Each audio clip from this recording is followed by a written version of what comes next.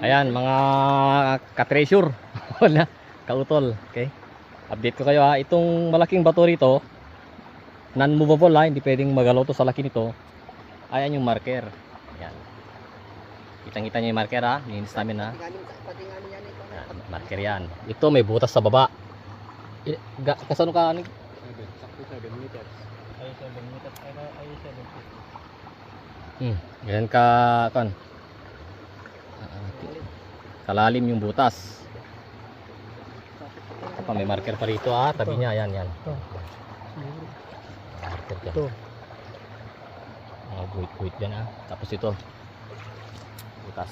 Ayun, kanina yung butas na to sa loob niya, sa loob may nakalagay na basag na bote. Ito. Kulay, hindi ko maintindihan eh. Anong kulay ito? Ito. Yan, yung kulay niya. Nakuha ko doon sa pinakaloob niya. Hindi naman to bote ng Hinebra.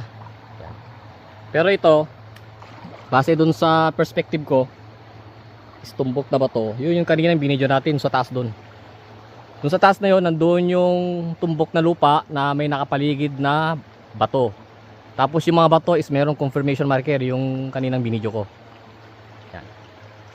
So ito yung ano, yung unang, sa tingin ko lang ha, na madaling operating natin ng mga kasama natin dito. Hindi ko nasasabihin yung lugar, basta Sierra Madre. Sierra Madre tayo. Okay. Ito lang yung ano, ito lang yung madadaanan mong creek dito. Ito, yung creek. Gaya na sabi ko nung sa inyo, mayroon dating Amerikanong pumunta rito. May nakuwang puting bato. Nawawala yung puting bato dyan na box. Yung sana yung titingnan ko, kaya lang hindi, wala na.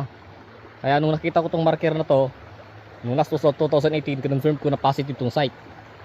At nung pinadikot natin yan sa mga kilala natin, hanapin mo yung tumbok na bato. Ayan, kung makikita nyo, meron yung tumbok na bato dyan. Sa gitna niya is bakanting lupa. So magte-testing tayo dyan sa next na pasya natin dito. I-update ko kayo mga kautol, mga ka-treasure.